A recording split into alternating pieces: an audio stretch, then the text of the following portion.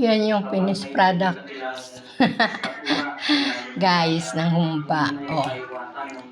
Nagmamantika. Oh. Nagmamantika talaga siya.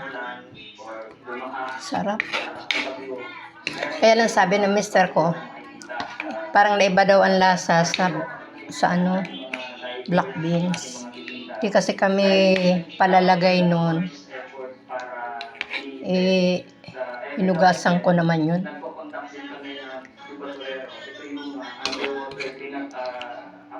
Nung huli kasi kami nagluto, hindi kami naglagay. Tsaka hindi kami naglalagay. Ngayon lang kasi bumili ng black beans yung manugang ko.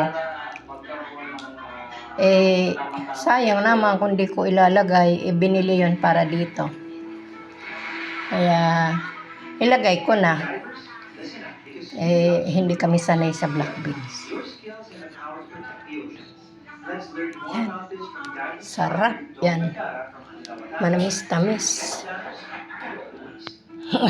Ito ang binili nila para daw may ulam kami. Birthday kasi ng anak ko. Ayan, maiba lang.